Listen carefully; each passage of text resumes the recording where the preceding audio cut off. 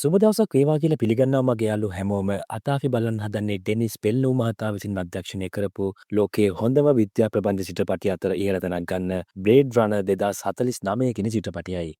Blade රනර් 2049 චිත්‍රපටය IMDb දර්ශකයේ 10න් 8ක්ම ලබාගෙන තියෙනවා. ඩොලර් මිලියන 150ක් වේදම් කරලා හදපු මේ චිත්‍රපටය ඩොලර් මිලියන 259ක් උපයා ගන්නත් සමත් වෙලා තියෙනවා වගේම මේ චිත්‍රපටය ඔස්කා සම්මාන දෙකකුත් දිනාගෙන තියෙනවා. චිත්‍රපටයේ පසුබිම් කතාව ගැන කතා කරොත් මීට අවුරුදු ගානකට කලින් ටයිලර් කෝපරේෂන් කියන සමාගම විසින් රෙප්ලිකන්ට් කියලා කෘත්‍රිම මිනිස්සු වගේක් නිෂ්පාදනය කරලා තියෙනවා. රෙප්ලිකන්ට්ලා කියන්නේ රොබෝවරු නෙවෙයි. ඒලා ජෛව ඉන්ධනවල විද්‍යාවෙන් නිර්මාණය කරපු කෘත්‍රිම මිනිස්සු. ඇත්ත මිනිස්සෙක් වගේම තමයි එයාලා පේන්නේ ඇසිරෙන්නේ. ඒත් එයාලා බුද්ධිමත් ශක්තිමත් වගේම හොඳට වැඩ කරන අය. හැබැයි මිනිස්සයන්ට වගේ එයාලට හැඟීම් නැහැ. ඒ වගේම එයාලට තමන්ගේ වර්ගයව බෝ කරන්නත් බෑ. මේ රෙප්ලිකන්ට්ලා වහදලා තියෙන්නේ මිනිස්සු විසින් අනෙක් ග්‍රහලෝකවල ගොඩනගාගෙන තිබිච්ච ජනාවාසවල බහලුන් විදියට වැඩ කරවන්න. එයාලා තමයි මේ ග්‍රහලෝකවල අවදානම් සහිත සහ බර වැඩ සේරම සිද්ධ කරේ. ඒ ටික කාලෙකින් මේ රෙප්ලිකන්ට්ලට හැංගීම් ඇති වෙන්න පටන් අරන් තියෙනවා. එයාලට තේරලා තියෙනවා මිනිස්සු එයාලට සලකන්නේ වහල්ලුන්ට වගේ කියලා. මේ දෙයට විරුද්ධ වෙන රෙප්ලිකන්ට්ලා කීප දෙනෙක් Tamanටත් අයිතිවාසිකම් ඕනි කියලා කැරලි ගන්න පටන් අරන් තියෙනවා. ඉතින් රජය මේ කැරලි මර්ධනය කරන්න සියලුම රෙප්ලිකන්ට්ලා මරලා දාන්න විශේෂ පොලිස් ඒකකයක් නිර්මාණය කරා. මේ පොලිසි නිලධාරීන්ට තමයි බ්ලේඩ් රනර්ස් කියලා කියන්නේ. එයාලා රෙප්ලිකන්ට්ලා වගේම ජෛව ඉන්ධන විද්‍යාවෙන් නිර්මාණය කරපු අය. මේ දෙගොල්ලෝගේ සටන් නිසා න්‍යාස්තික බෝම්බ ලෝකේ පුරාම කිපිරලා තියෙනවා.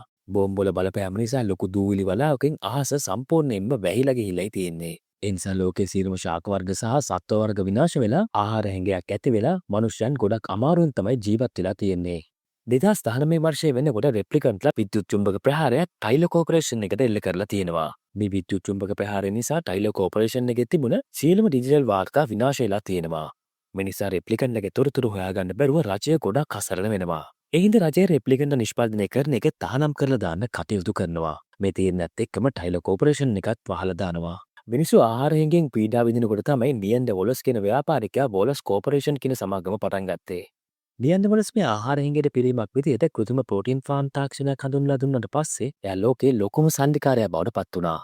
ඉතින් මේ මහා ධනස්කන්ධයෙන් නියන්ඩ වොලස් රජයේ අනුමැතියත් අරගෙන ටයිලර් කෝපරේෂන් එක මිලදී ගත්තා. ඊට පස්සේ එයා නැවතත් රෙප්ලිකන්ට්ලම හදන්න පටන් ගත්තා. වොලස් කෝපරේෂන් එකේ මේ සැරේ හදපු රෙප්ලිකන්ට් නම් Nexus 9 කියන මොඩල් එක. Nexus 9 කියන මොඩල් එක මිනිසුන්ට කීකරු වෙන්න තමයි ප්‍රෝග්‍රෑම් කරලා තියෙන්නේ. ඒ නිසා මේ අලුත් මොඩල් එක කැරලි ගහන්නේ නැහැ. මේ කාලෙ වෙද්දිත් පරණ Nexus 8 මොඩල් ටික ඒ කියන්නේ කැරල්ලට සම්බන්ධ වෙච්ච මොඩල් ටිකකුත් මිනිස්සු අතරම හැංගිලා ඉන්න නිසා බ්ලේඩ් රනර්ස් ඒකකයටත් විශේෂ Nexus 9 මොඩල් එක හඳුන්වා දෙන්නත් නියන්ඩ වොලස් කටයුතු කරනවා. ඉතින් ෆිල්ම් එකට යන්න කලින් අපි දැන් සබ්ස්ක්‍රයිබර්ස්ලා 5000 සීමාවට ළඟා වෙලා ඉන්න නිසා ඔයා තාමත් අපිව සබ්ස්ක්‍රයිබ් කරේ නැත්නම් දැන්ම අපිව සබ්ස්ක්‍රයිබ් කරන්න කියලා ඉල්ලනවා. සබ්ස්ක්‍රයිබර්ස් 5000 සීමාවට යන්න අපිට ඔයාගේ සබ්ස්ක්‍රයිබ් එක ගොඩක් වැදගත් වෙනවා. ඒ වගේම ෆිල්ම් එකට ලයික් එකක් දාලා ෆිල්ම් එක ගැන ඔයාලා හිතන දේ කමෙන්ට් කරන්න අමතක කරන්න එපා. ෆිල්ම් එක පටන් ගන්නකොටම අපිට පෙන්වන්නේ 2049 වසරේ කැලිෆෝනියා ප්‍රාන්තය. මේ මුළු ප්‍රාන්තයම න්‍යාස්තික බෝම්බ වලින් සිදුවෙච්ච බලපෑම් නිසා අඳුරෙන් සහ දූවිලි වලින් වැහිලා ගිහිල්ලායි තියෙන්නේ. ෆිල්ම් එකේ ප්‍රධාන චරිතය තමයි බ්ලේඩ් රනර් පොලිස් ඒකකයේ සේවය කරන කේ කියන නිලධාරියා. එයාගේ රාජකාරිය තමයි පරණ Nexus 8 මොඩල් එකේ රෙප්ලිකන්ට්ව හොයාගෙන මරලා දාන එක. කේ කියන්නේ ට්‍රිප්ලිකන්ට් කෙනෙක්. හැබැයි එයා Nexus 9 මොඩල් එකේ කෙනෙක් නිසා එයා බුද්ධිමත් කෙනෙක් වගේම නියෝග පිළිපදින්න සහ මිනිසුන්ට කීකරු වෙන්න ප්‍රෝග්‍රෑම් කරලායි තියෙන්නේ. කේට දෙනවා ස්පිනර් කියන අහසේ පියාසර කරන්න පුළුවන් යානයක්. සාමාන්‍යයෙන් මේ යාන භාවිතා කරන්නේ රජයේ නිලධාරීන් සහ වොලස් කෝපරේෂන් එකේ ප්‍රධාන සේවකයන්. කේට උපදෙස් ලැබිලා තියෙනවා ප්‍රෝටීන් ෆාම් තියෙන ප්‍රදේශයේ පරණ මොඩල් එකේ රෙප්ලිකන්ට් කෙනෙක් ජීවත් වෙනවා. එයා හොයාගෙන මරලා දාන්න කියලා. ඒ නිසා කේ ලොස් ඇන්ජලිස් නගරයේ තියෙන ප්‍රෝටීන් ෆාම් වලට මේ රෙප්ලිකන්ට් හොයාගෙන පිටත් වෙනවා. ලැබුණු තොරතුරු වලට අනුව මේ රෙප්ලිකන්ට් ඉන්නවා කියලා විශ්වාස කරන ගෙදර මිදුලට එයාගේ වාහනය පාත් කරන කේ නිවසාවට පුංචි පරීක්ෂා කිරීමක් සිද්ධ කරනවා. මේ නිවස අනිත් ෆාම් වලින් ටිකක් ඈතට වෙන්න හදලා තියෙන ගයක්. ඒ වගේම මැරුණු ගහකොත් මේ මිදුලේ තියෙනවා. හැබැයි වෙන කිසිම විශේෂ දෙයක් නම් කේට හොයාගන්න පුළුවන් වෙන්නේ නැහැ. ඊට පස්සේ කේ නිවස ඇතුළට ඇතුල් වෙලා කේ ඇතුළේ පරීක්ෂා කරන්න පටන් ගන්නවා. මේකේ තියෙන අයිතිකාරයා තමයි සැපර් කියන විශාල ශරීරයක් තියෙන කෙනා. එයා එයාගේ ෆාම් එකේ වැඩ කර ඉන්නකොට තමයි ස්පිනර් යානය එයාගේ මිදුලට එන විදිය දකින්නේ. සැප තේරුම් ගන්නවා රජයේ නිලධාරියෙක් තමන්ගේ දෙතරට ආවේ හොඳකට නම් නෙවෙයි කියලා. සැප එයාගේ ෆාම් එකේ වැඩ නතර කරලා ගේ ඇතුළට එනකොට තමයි දකින්නේ කේ එයාගේ ගේ ඇතුළේ පුටුවක ඉඳගෙන ඉන්නවා කියලා. ඉතින් එයා කේ එක්ක සුහද විදියට කතා කරන්න උත්සාහ කරනවා. ඒත් කේ සැපට කියනවා මං ඔයා ගැන හැමදේම දන්නවා සැප. අපි මේක ඉක්මනින් ඉවර කරමු කියලා කියනවා. ඒත් සැප කියන්නේ කේ එයා ගැන හිතාගෙන ඉන්නේ වැරදියට කියලා. එයා කියන්නේ මම ගොවියෙක් විතරයි. මම කිසිම වැරදි වැඩක් කරන්නේ නැහැ කියලා. ඒත් කේ සැප කියන දේ ගණන් ගන්නේ නැහැ. එයා එයාගේ රාජකාරී තුවක්කුව අරගෙන මේස උඩින් තියෙනවා. ඒක හරියට සැපට කරපු තර්ජනයක් වගේ. ඉතින් සැපට තේරෙනවා එයා තවදුරටත් කරුණු පැහැදිලි කරන එකෙන් කිසිම තේරුමක් නැහැ කියලා. එයාට දැනෙනවා එයාගේ අවසානයේ දැන් ලං වෙලා තියෙන්නේ කියලා. ඒ නිසා එයා එකපාරටම පොඩි පිහිතලයක් අරගෙන ඒකෙන් කේත අනින්න උත්සාහ කරනවා. හැබැයි ඕනම දෙයකට සූදානම්ින් හිටපු කේ ඒ පහර වලක්ව ගන්න සමත් වෙනවා. ඒත් සැප වැඩේ අතාරින්නේ නැහැ. එයා පරණ මොඩල් එකේ රෙප්ලිකන්ට් කෙනෙක් නිසා ශක්තිය ගොඩක් වැඩි. ඒ නිසා සැප කේව බිත්තියට තියලා තද කරගෙන පහර දෙන්න පටන් ගන්නවා. ඊට පස්සේ බිත්තිය කඩාගෙන යන විදිහට කේත පාරක් ගහලා එයාගේ බෙල්ල හිර කරගන්න පටන් ගන්නවා. කේ සැපට වඩා ශක්තියෙන් අඩු වුණත් එයා දුර්වල කෙනෙක් නෙවෙයි. අනිත් එක සැපට වැඩිය බුද්ධිමත් කෙනෙක්. ඒ නිසා එයාගේ බෙල්ල හිර කරගෙන ඉන්න සැපට පාරවල් කීපයක් ගහලා සැපව වඩපන කරන්න කේ සමත් වෙනවා. ඒත් එකම කේ එයා ළඟ තියෙන ස්කෑන් එකක් අරගෙන සැපගේ ඇහැට තියලා ස්කෑන් කරන්න පටන් ගන්නවා. රෙප්ලිකන්ට්ලගේ සීරියල් නම්බර් එක සඳහන් වෙලා තියෙන්නේ ඇහි. ඒ නිසා තමයි කේ සැපගේ ඇහැ ස්කෑන් කරන්නේ. ස්කෑන් කරාට පස්සේ කේ තහවුරු කරගන්නවා එයා හොයාගෙන ආපු රෙප්ලිකන්ට් තමයි මේ ඉන්නේ කියලා. ඊට පස්සේ කේයාගේ තුවක්කුව අරගෙන සැපයට වෙඩි තියන්න හදනකොට තමයි සැප අහන්නේ තමන්ගෙන් වර්ගයේ කෙනෙක්ට වෙඩි තියන්න තරම් වා පහත් කෙනෙක්ද කියලා. හැබැයි කේගේ මූණේ කිසිම පසුතැවිල්ලක් නැහැ. මොකද යාව නිර්මාණය කරලා තියෙන්නේ මේ රාජකාරියටමයි. ඒත් සැප කියනවා ඔයාට තේරෙන්නේ නැති වුණාට මේ මිනිස්සු අපිට වහල්ලුන්ට වගේ තමයි සලකන්නේ. කවදා හරි දවසක ඔයත් ඒක තේරුම් ගත්තම අපි වගේම මේ මිනිස්සුන්ගෙන් නිදහස් වෙන්න උත්සාහ කරයි කියලා කියනවා. ඒත් එකම තුවක්කුව අතර ගන්න කේ සැපයට වෙඩි තියලා දාලා සැපරව මරලා දානවා. ඊට පස්සේ සාක්ෂියක් විදියට සැපගේ ඇහැ ගලව ගන්න කේ එයාගේ ළඟ තියෙන බෑග් එක කරේ ඇහැ දාගෙන වාහනේකාවට ඇවිදගෙන යනවා. වාහනේ ළඟට ආපු කේ තමන්ගේ වාහනේ තියෙන ඩ්‍රෝන් එකකට අන්න දෙනවා ගොවි පොළ පුරාම ස්කෑන් කරන්න කියලා. ඒත් එක්කම තමයි එයා දකින්නේ ගෙදර ඉස්සරහා තියෙන මරණු ගහ ළඟ පුංචි මල් කිනිත්තක් තියෙනවා කියලා. සාමාන්‍යයෙන් මෙහෙම දෙයක් වෙන්න විදියක් නැහැ. මොකද පෘථිවියේ හැම ගහක්ම වගේ දැන් විනාශ වෙලා ඉවරයි. ඒ නිසා මේ ලෝකේ තවදුරටත් මල් නැහැ. මේ මල් කිනිත්ත කවුරු හරි කෙනෙක් මෙතනින් තිබ්බ එකක් කියලා තමයි කේට අවබෝධ වෙන්නේ. ඒ නිසා කේයාගේ ඩ්‍රෝන් එකට අන්න කරනවා මේ මැරුණු ගහ ළඟ පොළොව යට ස්කෑන් කරන්න කියලා. ටිකක් වෙලා ස්කෑන් එකක ඩ්‍රෝන් එක වාර්තා කරනවා මේ මැරුණු ගහ යට ලී වලින් හදපු පෙට්ටියක් වල දාලා තිනවා කියලා. ඉතින් මේකෙන් පුදුම වෙන කේයාගේ ලොක්කර කතා කරලා මේ සින්ත උන හැමදේම වාර්තා කරනවා. කේගේ ලොක්කගේ නම ලෙෆ්ටිනන්ට් ජෝෂි. එයා රෙප්ලිකන්ට් කෙනෙක් නෙමෙයි මිනිස්සෙක්. ජෝෂි කේට කියනවා හරි ඔයාගේ වැඩ කොටස දැන් ඉවරයි. මම පෙට්ටිය ගොඩ ගන්න කණ්ඩායමක් එවන්නම්. ඔයා දැන් මූලස්ථානයට වාර්තා කරන්න කියනවා. ඉතින් සැපගේ ගෙදර වැඩ ඉවර කරපු කේ දැන් එන්නේ පොලිස් මූලස්ථානයට. රෙප්ලිකන්ට්ලගෙන් කලින් මතාවේ සිද්ධ වුණ කරදර නිසා මිනිස්සු දැන් රෙප්ලිකන්ට්ලව නිතරම පරීක්ෂා කිරීම වලට භාජනය කරනවා. මේ පරීක්ෂණ වලින් සිද්ධ වෙන්නේ රෙප්ලිකන්ට්ලා ප්‍රෝග්‍රෑම් කරපු විදිහටම වැඩ කරනවද එයාලගේ අදහස් වෙනස් වෙලාද කියලා දැනගන්න එක. ඒකට සරල ක්‍රමයක් තමයි භාවිතා කරන්නේ. පරීක්ෂා කරන්න අවශ්‍ය රෙප්ලිකන්ට්ව විශේෂිත කාමරයක් ඇතුළට අරගෙන ගිහිල්ලා එයාගෙන් ප්‍රශ්න කීපයක් අහනවා. ඒවට රෙප්ලිකන්ට් එයාව ප්‍රෝග්‍රෑම් කරලා තියෙන විදිහට උත්තර දෙන්න ඕනේ. මේ දෙන උත්තර සහ ඒ උත්තර දෙනකොට රෙප්ලිකන්ට්ගේ මූණේ ඉරියව් සහ හෘද ස්පන්දනය වගේ දේවල් පරීක්ෂා කරනවා. මොකක් හරි වෙනසක් තියෙනවා නම් ඒ රෙප්ලිකන්ට්ව මරලා දාන එක තමයි සිද්ධ කරන්නේ. මේ පරීක්ෂණෙදි කියන්නේ බේස්ලයින් ටෙස්ට් එක කියලා. ඉතින් පොලිස් මූලස්ථානයට ආපු කේටත් මේ බේස්ලයින් ටෙස්ට් එකට මුහුණ දෙන්න සිද්ධ වෙනවා. හැබැයි ඉතින් එයාට කිසිම ප්‍රශ්නයක් නැතුව එයාගේ පරීක්ෂණය සමත් වෙන්න පුළුවන් වෙනවා. රාජකාරිය අවසන් කරපු කේ එයාගේ ගෙදරට එනවා. එයා ජීවත් වෙන්නේ පොඩි ඇපාර්ට්මන්ට් එකක. කේ ගෙදරට ආපු ගමන් එයාගේ පෙම්වතිය ජෝයියාව ආදරෙන් පිළිගන්නවා. ජෝයි කියන්නේ ඇත්ත මිනිසෙක් නෙවෙයි. එයා වොලස් කෝපරේෂන් එකේ හදපු කෘත්‍රිම බුද්ධියක් තියෙන හොලෝග්‍රෑම් වැඩසටහනක්. ජෝයිට කේගේ ගෙදර ඕන තැනක පෙනී ඉන්න පුළුවන්. ජෝයි වගේ වැඩසටහනක් වොලස් කෝපරේෂන් එකෙන් හදලා තියෙන්නේ බ්ලේඩ් රනර්ස්ලාගේ තනිකම නැති කරලා දාන්න. මොකද වොලස් කෝපරේෂන් එකෙන් දැනගෙන තියෙනවා තනිකම නිසා රෙප්ලිකන්ට්ලගේ අදහස් වෙනස් වෙන්න පුළුවන් කියලා. කේට අඩුම තරමේ ජෝයිව අල්ලන්නවත් බෑ. මොකද ජෝයි කියන්නේ හොලෝග්‍රෑම් එකකින් මවපු රූපයක් විතරයි. හැබැයි කේ යථාර්ථය විශ්වාස කරන්න කැමති නැහැ. කේට ජෝයි කියන්නේ ඇත්තටම ජීවත් වෙන කෙනෙක්. එයා ජෝයිට ආදරය කරනවා. ජෝයිට පෙනී ඉන්න පුළුවන් කේගේ ගෙදර ඇතුළ විතරයි. මොකද හොලෝග්‍රෑම් යන්ත්‍රය සවි කරලා තියෙන්නේ කේගේ ගෙදර ඇතුළට විතරයි. ජෝයි කවදාවත් ගෙදරින් එළියට බිහිල්ලා නැහැ. ඒ නිසා කේ ඒකට විසඳුමක් විදිහට වොලස් කෝපරේෂන් එකෙන්ම නිෂ්පාදනය කරපු එමිනියට කියන ජංගම හොලෝග්‍රෑම් යන්ත්‍රය මිනදී අරගෙන තියෙනවා. අතේ දැන් ජෝයිට කේ යන තැනට එයා එක්කම යන්න පුළුවන්. ජෝයිට මේ එමිනියටර් එක දැක්කම පුදුම සතුටක් තමයි ඇති වෙන්නේ. එයාට මේකේ ඇතුළෙම ඉඳලා එපා වෙලා ඉඳලා තියෙන්නේ. ඒ නිසා කේ ජෝයිගේ පළවෙනි ගමන විදිහට එක්කගෙන යන්නේ එයාලගේ ඇපාර්ට්මන්ට් එකේ තියෙන රූෆ් টොප් එකට. ජෝයි කවදාවත් මේ විදිහට එයාලගේ ඇපාර්ට්මන්ට් එකෙන් එළියට ඇවිල්ලා නැති නිසා ගොඩක් සතුටින් තමයි පරිසරය විඳින්නේ. හැබැයි ඒ සතුට ගොඩක් වෙලා තියෙන්නේ නැහැ. පොලිස් මූලස්ථානයෙන් කේට ලැබෙන දුරකථන ඇමතුමක් නිසා කේට යාගේ එමිනියටර් එක ඕෆ් කරලා පොලිස් මූලස්ථානයට යන්න සිද්ධ වෙනවා. පොලිස් මූලස්ථානට ආපු කේට යන්න සිද්ධ වෙන්නේ මූලස්ථානයේ තියෙන ෆොරන්සික් ලැබ් එකට. මෙතන තමයි කේ සැපගේ මිදුලෙන් හොයාගත්ත ලී පෙට්ටිය පරීක්ෂා කරන්නේ. කේ මෙතනට යනකොටත් එයාගේ ලොක්කා ලුතිනන්ට් ජෝෂි සහ වෛද්‍ය කොකෝ මෙතන ඉන්නවා කේට බලා ගන්න පුළුවන් වෙනවා. ලී පෙට්ටිය විවෘත කරපු වෛද්‍ය කොකෝට ඒක ඇතුළේ තිබිලා අවුරුදු 30කට විතර කලින් මැරුණ කාන්තාවගේ ඇටකටු සහ කෙස් වල්පයක් හොයාගන්න පුළුවන් වෙලා තියෙනවා. සැප මේ කාන්තාව මරලා මිදුලේ හංගන්න ඇති කියලා තමයි මේ අය මුලින්ම විශ්වාස කරන්නේ. ඒත් දැරිදුර පරීක්ෂා කිරීම වලින් මේ කාන්තාව මරණයට පත් වෙලා තියෙන්නේ දරුවෙක් ප්‍රසූත කරන්න යනකොට කියලා තමයි වෛද්‍ය කොකෝගේ අවසන් නිගමනය වෙන්නේ. දරුවා ඉපදෙනකොට ගර්භාෂයේ සිද්ධ වන හිරවීමක් නිසා මේ කාන්තාව මිය ගිහින් නැති. ඒ නිසා සිසේරියම් සත්කමක් කරලා දරුවව බේරගන්න ඇති කියලා තමයි වෛද්‍ය කොකෝ ලුතිනන්ට් ජෝෂිට කියනවා. ඒ කියන්නේ මේක සැප කරපු මිනිමරුමක් නෙවෙයි කියලා හැමෝටම අවබෝධ වෙනවා. ඉතින් මේ ඉපදුණු දරුවට මොකක්ද වෙන්නේ නැත්තේ කියලා ජෝෂි සහ කොකෝ සාකච්ඡා කරනකොට කීමේ ඇටකටු විශේෂිත අන්වීක්ෂයකින් ආයෙමත් පරීක්ෂා කරනවා. එතනින් තමයි මේ අයට කොහොමවත් හිතාගන්න බැරි දෙයක් දකින්න පුළුවන් වෙන්නේ.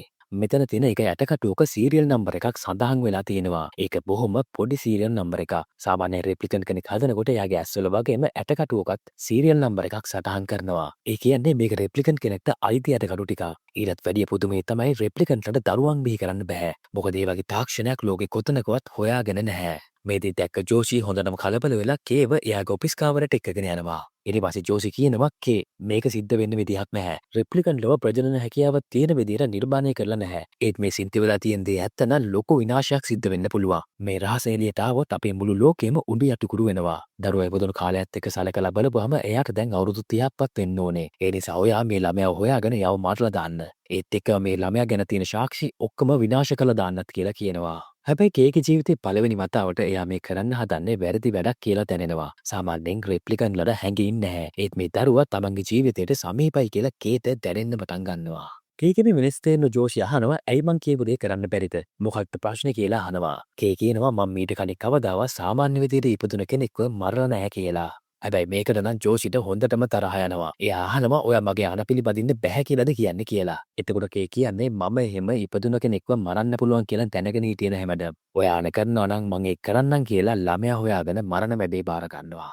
ගෙදරට යන ගමන් ඉන්න කේට මීට කලින් නොතනු විදිහේ හැඟීම් ගොඩක් දැනෙන්න පටන් ගන්නවා. මිනිස්සු එයාලට සලකන විදිහ, එයාලව වැඩකාරයෝ විදිහට තියාගෙන ඉන්න විදිහ ගැන ලොකු දුකක් තමයි එයාට දැනෙන්නේ. කේට තේරෙනවා ළමයාගේ සිතුවීමත් එක්ක එයාගේ පද්ධතියේ වෙනසක් සිද්ධ වෙලා හැඟීම් දැනෙන්න පටන් අරන් තියෙනවා කියලා. කේයාගේ මේ සිතුවිලිත් එක්ක මෙන්නේ බොලස් කෝපරේෂන් එකේ ප්‍රධාන මූලස්ථානයට.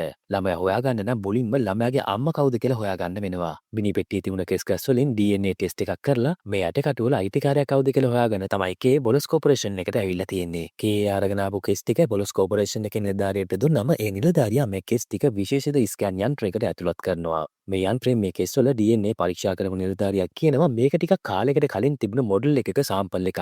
ඒ වගේම මේක සීමිත පිටිපස් සංඛ්‍යාවක් විතරක් හදපු මොඩල් එකක්. ටයිර සමාගමට එල්ල වුණ විද්‍යුත් චුම්බක ප්‍රහාරය නිසා මට මේ සාම්පල් එක හරියටම කාගේද කියලා කියන්න බෑ. නමුත් මට මේ මොඩල් එකේ සීරියල් නම්බර් එක බලන්න පුළුවන්. ඒක පාවිච්චි කරලා අපේ ලේඛනාගාරයෙන් මේ කෙනාගේ විස්තර හොයලා දෙන්නම් කියලා කියනවා. මේ අතට අපිට පෙන්වන්නේ බොලස් කෝපරේෂන් එකේ ප්‍රධාන සේවිකාව. මෙයාගේ නම ලව්. එයා මේ වොලස් කෝපරේෂන් එකේ අයිතිකාරයා නියන්න වොලස් මහත්තයාගේ විශ්වාසවන්තම සේවිකාව. ඒ වගේම එයත් රෙප්ලිකන්ට් කෙනෙක්. ලව් මේ ආයතනයෙන් රෙප්ලිකන්ට් කෙනෙක් හදාගන්න ආපු ධනවත් කාන්තාවක් එක කතා කර කර තමයි ඉන්නේ. එකපාරටම එයාගේ පරිගණකයට කේ දුන්නු සාම්පල් එකේ රිසල්ට් එක එනවත් එක්කම එයාට තේරෙනවා මේක කලින් දැකපු මොඩල් වලට වඩා වෙනස් සහ සුවිශේෂී එකක් කියලා. ඉතින් එයා මේ සාම්පල් එක ලැබුණු කොහොමද කියලා හොයලා බලනකොට තමයි යාර දකින්න ලැබෙන්නේ කේසා එයාගේ නිලධාරියා ලේඛනාගාරයට ඇතුල් වෙලා ඉන්නවා කියලා. ලේඛනාගාරයට ඇතුළු වෙන නිලධාරියාගේ උදව්වෙන් කේට පුළුවන් වෙනවා එයා හොයන DNA එක තියෙන චිප් එක හොයාගන්න. ඒත් නඩත්තුවක් නැති නිසා මේ චිප් එකෙන් තොරතුරු ගන්න බැරි වෙයි කියලා තමයි නිලධාරියා නම් කියන්නේ. මේ විලයි මෙතෙන් දෙන ලව් නිලධාරියා අතේ තියෙන චිප් එක අරගෙන ආයෙමත් ඒක ලොකර් එක ඇතුළට දානවා. එයා ඒ තරම් කැමති නැහැ එයාලගේ නිලධාරියා කේව ලේඛනාගාරයට අරගෙන ආපු එකට. ඒත් කේ කියන්නේ පොලිස් නිලධාරියෙක් නිසා ලව්ට ඒකට විරුද්ධ වෙන්නත් බෑ. අනිත් එක ලව් ගොඩක් කුතුහලෙන් ඉන්නේ ඇයි කේ මේ පරණ මොඩල් එකේ රෙප්ලිකන්ට් කෙනෙක් ගැන විස්තර හොයන්න කියලා. එනිසා ලව් කේව තවත් ලේඛනාගාරයකට අරගෙන යනවා. මෙතන තියෙන ලොකර් වලින් කේ හොයන DNA එකට අදාළ ලොකර් එක විවෘත කරලා වීදුරු වලින් හදපු චිප් එකක් අතට ගන්නවා. මේ චිප් එකේ සටහන් වෙලා තියෙන්නේ රේචල් කියන රෙප්ලිකන්ට් සහ ඩෙකර්ට් කියන කෙනා අතර සංවාදයක්. ඩෙකර්ට් කියන්නේ හිටපු බ්ලේඩ් රනර් නිලධාරියෙක්. මේ දෙන්න අතරේ ආදර සම්බන්ධතාවයක් ගැන සංවාදයක් තමයි මේ චිප් එකේ සටහන් වෙලා තියෙන්නේ. ඒ කියන්නේ රෙප්ලිකන්ට් දෙන්නෙක් අතර ආදරයක්. සාමාන්‍යයෙන් රෙප්ලිකන්ට්ලා දෙන්නෙක් අතර ආදර සම්බන්ධතාවයක් ඇති වෙන්න අවස්ථාවක් නැති නිසා ලව්ට තේරෙනවා කේ මේ හොයන්නේ මොකක් හරි වැදගත් පරීක්ෂණයක් ගැන වෙන්න ඕනේ කියලා. ඒ නිසා එයා කේගෙන් අහනවා ඔයා මේ කරන්න හදන්නේ මොන වගේ පරීක්ෂණයක්ද කියලා. ඒත් කේයාගේ පරීක්ෂණය ගැන ලව්ට හෙළි කරන්නේ නැතුව එයා හොයාගත්ත රේචල්ගේ තොරතුරු ටිකත් අරගෙන වොලස් කෝපරේෂන් එකෙන් එළියට එනවා. කේට දැන් රේචල්ගේ නම සහ ඩෙකර්ට්ගේ නම ලැබිලායි තියෙන්නේ. සමහර විට අර ළමයාගේ තාත්තා ඩෙකර්ට් වෙන්න පුළුවන්. ඒ නිසා කේ ඩෙකර්ට් ගැන විස්තර හොයන්න පටන් ගන්නවා. නමුත් නිකඩ් මීට අවුරුදු 30කට විතර කලින් අතුරුදහන් වෙලා තියෙනවා. දෙකකට වැඩ කරපු අය ගැන ඇහුවත් ඩෙකඩ් ගැන හරි තොරතුරක් දැනගන්න ලැබෙන්නේ නැහැ. ඊළඟට අපිට පෙන්වන්නේ බොලස් කෝපරේෂන් ව්‍යාපාර ජාලයේ අයිතිකාර නියන්ඩ බොලස් මහත්මයාව. මේ නියන්ඩ බොලස් අන්ත පුද්ගලයෙක්. ඒ වුණාට එයා වැඩි දියුණු කරපු පුංචි ඩ්‍රෝන යානා කීපයකින් පරිසරය දකින්න පුළුවන් විදිහට තාක්ෂණයක් නිර්මාණය කරගෙන තියෙනවා. බොලස් මහත්මයා ටයිලර් කෝපරේෂන් එක මිලදී ගත්තට පස්සේ දිගින් දිගටම පරීක්ෂණ කරලා තියෙනවා කොහොමද අඩු මුදලකින් රෙප්ලිකන්ට් කෙනෙක් නිෂ්පාදනය කරන්න කියලා. එහෙම පරීක්ෂණය කරනකොට තමයි යාට තේරෙලා තියෙන්නේ ඇත්තටම රෙප්ලිකන්ට් කෙනෙක් නිෂ්පාදනය කරනවට වැඩිය සාමාන්‍ය විදිහට දරුවපතක් කරන්න පුළුවන් රෙප්ලිකන්ට් ගැහළු මොඩල් එකක් හදාගත්තොත් එයාගේ නිෂ්පාදන වේදම ගොඩක් අඩු වෙනවා නේද කියලා. නමුත් එයා ගොඩක් මොඩල් අත්හදා බැලුවත් දරුවෙක් උපදවන්න පුළුවන් විදිහේ මොඩල් එකක් හදාගන්න පුළුවන් වෙලා නැහැ. මෙහෙම ඉන්නකොට තමයි පොලිස් මූලස්ථානයේ ඉන්න ඔත්තුකාරයෙක්ගේ මාර්ගයෙන් රේචල් කියන රෙප්ලිකන්ට්ගේ දරු ප්‍රසූතිය ගැන බොලස්ට දැනගන්න ලැබිලා තියෙන්නේ. ඉතින් එයාගේ විශ්වාසවන්තම සේවිකාව ලව්ට අණ කරනවා කොහොම හරි රේචල් කැටකරු ටිකයි ඉපදුණු ළමයි හොයාගෙන ඉක්මනින්ම එයා ළඟට අරගෙන එන්න කියලා. ලව් වොලස් මහත්මයාගේ විශ්වාසවන්තම සේවිකාව වගේම එයා ගොඩක් තරුණ කෙනෙක්. ලව්ට මතක් වෙනවා කේද ඇවිල්ලා මේ රේචල්ගේ DNA වාර්තා තමයි පරීක්ෂා කරේ කියලා. මේ අතරේ රේචල් ගැන තවත් හොඩුවාවන් මොන හරි හොයාගන්න පුළුවන් වේද කියලා බලන්න එයා මරලා දාපු සැපර්ගේ ගෙදරට එනවා. මේ වෙනකොටත් පොලිස් නිලධාරීන් මේ ගෙදර පරීක්ෂා කරලා නිවසට ඇතුල් වෙන්න බැරි වෙන්න සීල් කරලා තමයි තියෙන්නේ. ගෙදරට ඇතුල් වුණ ගෙදර පරීක්ෂා කරනකොට තමයි එයාට සැප පාවිච්චි කරපු පියානෝ එකේ එක කී එකක වෙනසක් තියෙනවා කියලා තේරෙන්නේ. ඉතින් එයා පියානෝ එකේ උඩ පියන අයින් කරලා ඇතුළ බලනකොට එයාට පුංචි යකඩ පෙට්ටියක් හොයාගන්න පුළුවන් වෙනවා. මේ යකඩ පෙට්ටිය ඇතුලේ තියෙන්නේ පුංචි දරුවෙක්ගේ කකුලට දාපු මේස් එකක්. ඒ වගේම එයාට ගෙදර ඉස්සරහා මැරුණු ගහ ළඟ පුංචි දරුවෙක් වදාගෙන ඉන්න ගෑනු කෙනෙක්ගේ පින්තූරෙකුත් මේ පෙට්ටිය ඇතුලෙන් හොයාගන්න පුළුවන් වෙනවා. පුංචි දරුවා නම් ගොඩක් දුරට රේචල්ට ඉපදුන දරුවා වෙන්න පුළුවන්. ඒකනේ දරුවා වඩාගෙන ඉන්න කාන්තාව කවුද කියලා නම් කේත හිතා ගන්න බෑ. මොකද රේචල් දරුවා ඉපදෙද්දිම මැරුණු නිසා මේ ඉන්නේ රේචල් වෙන්න බෑ. ගේ ඇතුලේ වෙන මොකොත් සාක්ෂි හොයාගන්න බැරි වුන නිසා කේ ගෙදරින් ඇවිල්ලා මැරුණු ගහ පරීක්ෂා කරනවා. එතකොට තමයි යන මේ ගහේ කොටලා තියෙන දිනයක් හොයාගන්න පුළුවන් වෙන්නේ. මේ දිනේ තමයි 2021 10/6. මේ දිනේ දැක්ක ගම්ම කේ ගොඩක් ෂොක් වෙනවා. මොකද එයාගේ උපන් දිනේ විදිහට මනසේ තැම්පත් වෙලා තියෙන්නේ ඒ දිනේමයි. ලව්ත් එයාගේ පරීක්ෂණේ පටන් ගන්න තියෙන්නේ. එයා පොලිස් මූලස්ථානයේ තියෙන ෆොරන්සික් ලැබ් එකට ඇවිල්ලා රේචල්ගේ ඇටකරු ටික හොරෙන් අරගන්නවා. හැබැයි එයා මේ විදිහට හොරකම් කරනකොට මෙතෙන් දෙන වෛද්‍ය කොකෝ ඒ දේ කරන්න එපා කියලා නවත්තන්න උත්සාහ කරනවා. ඒත් ලව් කොකෝගේ සුසුම්නාවට තද පහරක් ගහලා කොකෝ මරලා දාලා කිසිම කලබලයක් නැතුව ඉතුරු ඇටකරු ටිකත් එයාගේ බෑග් එකට දාගන්නවා. ඊට පස්සේ කාටවත් අහුවෙන්නේ නැති වෙන්න එතනින් පැන ගන්නත් ලව්ට පුළුවන් වෙනවා. කොකෝගේ මරණය දැනගත්ත ගමන් ලුතිනන්ට් ජෝෂි කේට පොලිස් මූලස්ථානයට එන්න කියලා දැනුම් දීමක් කරනවා. ඊට පස්සේ කේ ජෝෂි හම්බෙන්න ආවම කොකෝගේ මරණය සහ ඇටකරු ටික නැති වෙලා තියෙනවා කියලා කියනවා. ඒ වගේම අපි නොදන්න කණ්ඩායමකුත් මේ සිද්ධිය පිටිපස්සේ ඉන්නවා කියන ජෝෂි ඔයා මේ රේචල්ගේ දරුවා ගැන මොනවද අලුතෙන් හොයාගත්ත තොරතුරු කියලා අහනවා. මේ වෙලාවේ තමයි කේ එයා හොයාගත්ත මේස් එක සහ ෆොටෝ එක ජෝෂිට පෙන්වන්නේ. ඒත් ජෝෂි මේ හොයාගත්ත දේවල් වලින් සතුටු වෙන්නේ නැහැ. එයා කේට හොඳටම බයින්න පටන් ගන්නවා කේගේ වැඩ හොඳටම මන්දගාමි ඉක්මන් කරලා දරුවව හොයාගන්න කියලා. කේට මේ වෙලාවේදී එයාගේ පොඩි කාලේ සිද්ධ වුණ දෙයක් ආයිමත් මතක් වෙනවා. ඇත්තටම මේක කේට පොඩි කාලේදී සිද්ධ වුණ දෙයක් නෙවෙයි. ඒක කේව නිෂ්පාදනය කරනකොට වොලස් කෝපරේෂන් එකෙන් ඇතුළත් කරපු මතකයක්. මේ විදිහට නිර්මාණය කරපු මතක නිෂ්පාදනය කරන හැම රෙප්ලිකන්ට් කෙනෙක්ටම ඇතුළත් කරනවා. මොකද එහෙම මතකයක් නැති වුණොත් රෙප්ලිකන්ට්ලට හිස් බවක් තමයි දැනෙන්නේ. ඒ නිසා කුඩා කාලේ ගැන මතකයක් ඇතුළත් කරන්න වොලස් කෝපරේෂන් එක කටයුතු කරනවා. කේට මේ වෙලාවේ මතක් වෙන්නේ එයාගේ පොඩි කාලේ ගැන ඇතුළත් කරපු මතකයක්. ඒ මතකයේ විදිහට කේ පොඩි කාලේ ජීවත් වෙලා තියෙන්නේ අනාථ නිවාසයක. අනාථ නිවාසයේ ඉන්න ළමයි කණ්ඩායමක් කේ ළඟ තිබුණු සෙල්ලම් මස්සෙක් බලෙන් අරගන්න උත්සාහ කරලා තියෙනවා. ඉතින් කේ මේ ළමයිගෙන් පෙරලා අනාථ නිවාසයේ උඩ තට්ටුවේ තියෙන භාවිතා කරන්න නැති පෝරණුවක් ඇතුලේ මේ ලීයාස්යාව හංගනවා. ඉතින් අර ළමයි ටිකට ලීයාස්යාව හොයාගන්න බැරුව කේට හොඳටම පහර දීලා තියෙනවා. ඒත් කේ එයාගේ ලීයාස්යා හංගපු තැන මේ ළමයිට කියලා නැහැ. ඊළඟට කේ එන්නේ පොලිසියේ තියෙන ළමයින්ගේ DNA වාර්තා එකතු කරලා තියෙන තැනට. ඊට පස්සේ එයා මෙතන තියෙන පරිගණකයකින් පරීක්ෂා කරලා බලනවා 2021 10/6 වෙනිදා ඉපදුණු ළමයින්ගේ විස්තර මොන හරි තියනවද කියලා. හැබැයි මේ පරිගණකයට ස්වයංක්‍රීයව දත්ත පරීක්ෂා කරන්න බෑ. ඒ නිසා කේට සිද්ධ වෙනවා 2021 10/6 වෙනිදා ඉපදුණු ළමයින්ගේ විස්තර එකින් එකට බලන්න. එයාට ඒක තනියෙන් බලන්න අමාරු නිසා එවිනියට ඒක ඔන් කරලා එයාගේ AI පෙම්වතිය ජෝයිවත් ගෙන්න ගන්නවා එයාගේ උදව්වට. ඉතින් දෙන්නත් එක්කම මේ වාර්තා බල ඉන්නකොට ජෝයි කේගෙන් අහනවා පොඩි කාලේ ඔයා ළඟ හිටිය ලීයස්යාගේ පිටිපස්සෙත් මේ දිනය සටහන් වෙලා තිබුණා නේද කියලා. එතකොට තමයි කේටත් ඒ සිද්ධිය මතක් වෙන්නේ. ඇත්තටම කේ පොඩි කාලේ අනාථ නිවාසයේදී හංගපු සෙල්ලම් අස්සයාගේ පිටිපස්සේ මේ දිනය සටහන් වෙලා තිබිලා තියෙනවා. දැන් නම් කේගේ කුතුහලය හොඳටම වැඩි වෙලායි තියෙන්නේ. කේගේ මනසේ තියෙන පොඩි කාලේ මතකේ ඇතුළත් කරපු එකක්ද එහෙමත් නැත්නම් එයාට ඇත්තටම සිද්ධ වුණ දෙයක්ද කියන එක කේට දැන් හිතා ගන්න බෑ. ඒක ඇතුළත් කරපු මතකයක් නම් අර දිනේ හරියටම සටහන් වුණේ කොහොමද කියන එකත් ප්‍රශ්නයක්. ජෝයි කේට කියනවා මං ඔයා දැකපු දවසම හිතුවා ඔයා විශේෂිත කෙනෙක් කියලා. සමහර විට ඔයා වෙන්න පුළුවන් රේචල්ට ඉපදුණු දරුවා. එහෙම නැත්නම් ඔයාගේ මතකයේ මේ දිනේ තියෙන්න පුළුවන් කමක් නැහැ. කේජෝයිට කියනවා පිහිලුවරවත් එහෙම කියන්න එපා. ඒක කාට හරි හවුනොත් මට සිද්ධ වෙන්නේ ලැබ් එකක හිරකාරයෙක් විදියට ඉතුරු ජීවිත කාලෙම දුක් විඳින්න කියලා කියනවා. කේ ළමයිගේ DNA වාර්තා පරීක්ෂා කරනකොට යාට 2021 10/6 වෙනිදා ඉපදුණු ගැහැණු ළමයෙක්ගේ සහ පිරිමි ළමයෙක්ගේ DNA වාර්තා සර්ව සමයි කියලා දකින්න පුළුවන් වෙනවා. සාමාන්‍යයෙන් දෙන්නෙක්ගේ DNA වාර්තා සර්ව සම වෙන්න කිසිම විදියක් නැහැ. ඒ කියන්නේ මේ ඇතුළත් කරලා තියෙන DNA වාර්තා දෙකෙන් එක බොරු එකක් වෙන්න ඕනේ. අනිත් එක මේ ළමයි දෙන්නම ඉඳලා තියෙන්නේ මෝකෝල් කියන අනාථාගාරයේ. වාර්තාවල හැටියට ගැහැණු ළමයා අනාථාගාරයේදී මරණයට පත් වෙලා තියෙනවා. ඒ වගේම පිරිමි ළමයා අතුරුදහන් වෙලා කියලා තමයි වාර්තාවල සඳහන් වෙන්නේ. දැන් නම් කේට තමන් තමයි රේචල්ගේ දරුවා කියලා හිතන්න පුළුවන් සාධක ගොඩක් තියෙනවා. මොකද එයාගේ මතකයේ විදියට එයාත් පොඩි කාලේ ඉඳලා තියෙන්නේ මේ අනාථ නිවාසයේමයි. ඉතින් දැන් ගොඩක් තොරතුරු එකතු වෙලා තියෙන නිසා කේ තීරණය කරනවා අනාථ නිවාසයට ගිහිල්ලා මේ අතුරුදහන් වුණා කියන පිරිමි දරුවා ගැන තොරතුරු ටිකක් හොයලා බලන්න. මෝකෝල් අනාථාගාරයේ තියෙන්නේ සැන් ඩියාගෝ නගරේ. මෙතන පාලනය කරන්නේ කොටන් කියන මිනිස්සයා. එයා මේ අනාථ දරුවන් පාවිච්චි කරලා කුණු ගොඩවල් වල තියෙන නිකල් කොටස් ගලව ගන්නවා. ඊට පස්සේ ඒවා පොලස් කෝපරේෂන් එකට විකුණලා හොඳ ආදායමකුත් හොයා ගන්නවා. ඒ වගේ මෙයා මේ දරුවන්ව පෝසත් මිනිසුන්ට විකුණන ජාබාරමුකුත් රහසය කරගෙන යනවා. කේමී අනාථාගාරයට එනකොට කොටන් හිතන්නේ එයා මෙතන ඉන්න ළමෙක්ව සල්ලි දීලා ගන්න ආපු කෙනෙක් කියලා. ඉතින් එයා කේව සාදරයෙන් පිළි අරගෙන මෙතන ඉන්න ළමයින්ගෙන් කැමති කෙනෙක් තෝරගන්න කියලා කියනවා. එතකොට තමයි කේ එයාගේ පොලිස් හැඳුනුම්පත කොටන්ට පෙන්නන්නේ. ළමයින්ව විකුණන එක නීති විරෝධී වැඩක් නිසා කොටන් කේගේ පොලිස් හැඳුනුම්පත දැක්කම ගොඩක් බය වෙනවා එයාගේ සෙල්ලම් අතින් ඉවරයි කියලා. ඉතින් කොටන් කේට බැගාපත් වෙනවා එයාව අත්අඩංගුවට ගන්න එපා කියලා. කේ කොටන්ට කියනවා මම ඔයාව අත්අඩංගුවට ගන්නේ නැතුව ඉන්න නම් මට මීට අවුරුදු 30කට කලින් අතුරුදහන් වුණු ළමයෙක්ගේ තොරතුරු බලන්න ඕනි කියලා. හැබැයි කොටන් කියනවා එහෙම අවුරුදු ගාණක් පරණ තොරතුරු මම ළඟ තියාගන්නේ නැහැ. ඒවා ඔක්කොම ඉවත් කරා කියලා කියනවා. හැබැයි ඉතින් කේ දන්නවා කොටන් මේ කියන්නේ බොරු කියලා. හොඳින් කියන්නේ නැති නිසා කේ කොටන්ට මේ ළමයි ඉස්සරම ගහලා ආයෙමත් අර පරණ වාර්තා බලන්න ඕනි කියලා කියනවා. මේ පාරණ කොටන් ඒ වාර්තා පෙන්වන්න කැමති වෙනවා.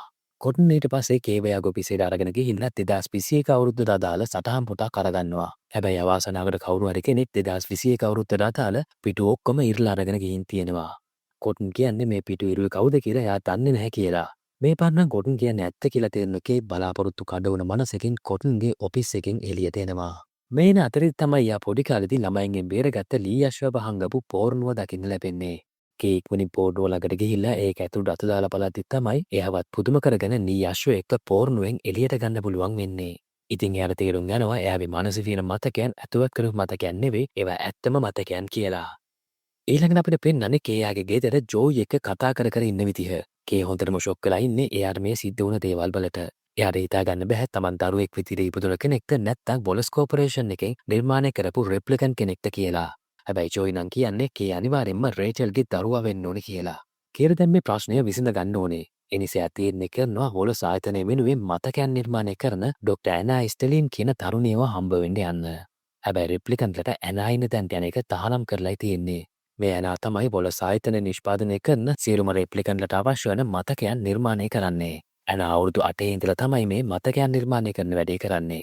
එයා ළඟ තියෙන යන්ත්‍රය පාවිච්චි කරලා එයාට පුළුවන් තාත්වික විදියට මතකයන් නිර්මාණය කරන්න. මේ ඩොක්ටර් ඇනාට ශරීරයේ ප්‍රතිශක්තිකරණයේ අඩු ප්‍රශ්නයක් තියෙනවා.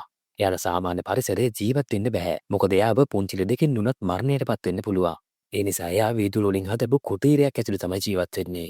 කේ ඩොක්ටර් ඇනාව හම්බෙන්න ඇවිල්ලා එයාගේ මතකයන් ඇත්ත ඒවද බොරු ඒවද කියලා දැනගන්න ඕනේ කියලා කියනවා. ඇත්තටම ඩොක්ටර් ඇනා ගොඩක් කරුණාවන්ත කෙනෙක්. ඒ නිසා එයා කේට උදව් කරන්න කැමති වෙනවා. විශේෂයන්ට පාවිච්චි කරන ඇනා කේගේ මතකයන් පරීක්ෂා කරන්න පටන් ගන්නවා. මේ මතකයන් දැක්ක ඇනාගේ ඇස් වලින් එකපාරටම කඳුළු ගලන්න පටන් ගන්නවා. හැබැයි මේ මඩන්නේ ඇයි කියන එක නම් ඇනා කේට කියන්නේ නැහැ. ඒ වුණොත් ඇනා කේට කියන්නේ මේ මතකයන් හැම එකක්ම ඇත්ත ඒවා කියලා.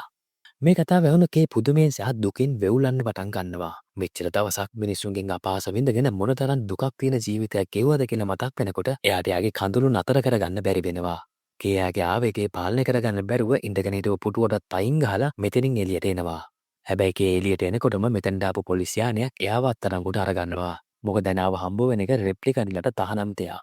පොලිස් මූලස්ථානයට අරගෙන ආපු කේව මුලින්ම යොමු කරන්නේ බේස් ලයින් ටෙස්ට් එකට. කේ දැන් ඉන්න මානසික මට්ටම අනුව එයාට මේ ටෙස්ට් එක සමත් වෙන්න බැරි වෙනවා. එයාගේ සාධනීය මට්ටම අඩුම තරමේ මූලික අධීරේවත් නැහැ. ඒ නිසා එයාව අත්අඩංගුවට අරගෙන ලුතිනන්ට් ජෝෂිට ඉදිරිපත් කරනවා. ලුතිනන් ජෝෂිට හොතරම තරහ ගිහිල්ලා ඉන්නේ කේගේ බේස්ලයින් ටෙස්ට් එකේ රිසල්ට් එක දැකලා. එයා කේට බනිනවා තමුසේ තමයි මගේ ළඟ ඉන්න හොඳම කෙනා. ඒ නිසා තමයි මම ළමයා හොයාගන්න වැඩේ තමුසේට පැවරුවේ. දැන් තමුසේ බේස්ලයින් ටෙස්ට් එකත් ෆේල් වෙලා. මොකක්ද එහෙම වෙන්න හේතුව කියලා අහනවා. කේට තේරෙනවා තව ටිකකින් යාගේ ජීවිතේ නැති වෙන්නයි යන්නේ කියලා. ඒ නිසා එයා කියනවා මට ළමයව හම්බ වුණා. එයා අඩුම තරමේ සාමාන්‍ය විදිහට ඉපදුන කෙනෙක් කියලාවත් දැනගෙන හිටියේ නැහැ. මං ඔයා කියපු විදිහටම එයාව මරලා දැම්ම කියලා බොරුවක් කියනවා. රුචන් ජෝෂි කේගෙන් අහනවා ඔයාට හොඳටම විශ්වාසයිද ඔයා මැරුවේ හරිම කෙනාව කියලා. එතකොට කේ කියන්නේ ඔව් මම හරියටම දැනගෙන තමයි මරලා දැම්මේ කියලා. මේ වෙලාවේ ජෝෂිට ලොකු සැහැල්ලුවක් දැනෙනවා. එයා කේට ස්තුති කරනවා ඔයා ලෝකේ විනාශ වෙන්න තිබුණ හේතුවක් නැති කරලා දැම්ම කියලා. ඒ වගේම එයා කියනවා ඔයාගේ හැඳුනුම්පතයි රාජකාරී තුවක්කුවයි මට බාර දෙන්න මං වාර ඊළඟ පැය 48 ඇතුළත අලුතෙන් බේස්ලයින් ටෙස්ට් එකක් සූදානම් කරලා දෙන්නම්. හැබැයි ඔයා ඒකෙන් අසමත් වුණොත් නම් මට කරන්න දෙයක් නැහැ. මොකද ඒක මට පාලනය කරන්න පුළුවන් දෙයක් නෙවෙයි කියලා කියනවා. කේ ජෝෂිට ස්තුති කරලා එතනින් පිටත් වෙලා එයාගේ ගෙදරට එනවා. ගෙදරට ආපු කේ කල්පනා කරනවා දැන් එයා මොකක්ද කරන්න කියලා. එයා දන්නවා ඊළඟ ටෙස්ට් එකේ ඉඳිත් එයා අසමත් වෙනවා කියලා. ඒ නිසා මේ නගරයෙන් පැනලා ගිහිල්ලා එයා ගැන ඇත්තම තොරතුරු හොයාගන්න එයා තීරණය කරනවා. කේයාගේ තීරණේ එයයි පෙම්වතිය ජෝයිට කිව්වම ජෝයි කේට කියනවා ඔයා පැනලා ගිහිල්ලා කියලා දැනගත්තාම පොලිසිය ඇවිල්ලා මගේ චිප් එක පරීක්ෂා කරලා ඔයා හැංගිලායි මෙතන හොයාගනි. ඒ නිසා මේ ගෙදරට සවි කරලා තියෙන මගේ චිප් එක ගලවලා ඒකේ ඇන්ටනා එක කඩලා දාන්න. ඊට පස්සේ චිප් එක විතරක් ඔයාගේ එමිනේටර් එකට දාගන්න. එතකොට එයාලට අපි දෙන්නව හොයාගන්න ලැබෙන්නේ නැහැ කියලා කියනවා. ඒත් කී ඒකට කැමති වෙන්නේ නැහැ. මොකද හදිසියෙවත් එමිනේටර් එකට හානියක් සිද්ධ වුණොත් ජෝයිගේ දත්ත ඔක්කොම නැති වෙලා යනවා. ඒක හරියට ජෝයි මැරුණා හා සමානයි. ඒ ජෝයිගේ බලකිරීම නිසාම කේට ජෝයිගේ චිප් එකේ ඇන්ටනාව කඩලා දාලා චිප් එක විතරක් එයාගේ එමිනේටර් එකට දාගන්න සිද්ධ වෙනවා. ඒත් එක්කම තමයි අපිට බලාගන්න පුළුවන් වෙන්නේ මෙච්චර වෙලාවක් පොලිස් කෝපරේෂන් එකේ ලව් මේ චිප් එක මාර්ගෙන් කේව ට්‍රැක් කරගෙන තමයි ඉඳලා තියෙන්නේ. කේ චිප් එකේ ඇන්ටනාව කඩලා දාපු නිසා ලව්ගේ ට්‍රැකින් සිස්ටම් එක නැති වෙලා යනවා. ඒක දැක්ක ලව් හොඳටම කලබල වෙලා පොලිස් කෝපරේෂන් එකෙන් පිටත් වෙලා කේව හොයන්න පටන් ගන්නවා. කේට හෝඩුවාවක් හොයාගන්න එකම විදිහයි ඉතිරිලා තියෙන්නේ. ඒ රේචල්ට ආදරය කරපු ඩෙකර්ට් කියන පොලිස් නිලධාරියාව හොයාගන්න එක.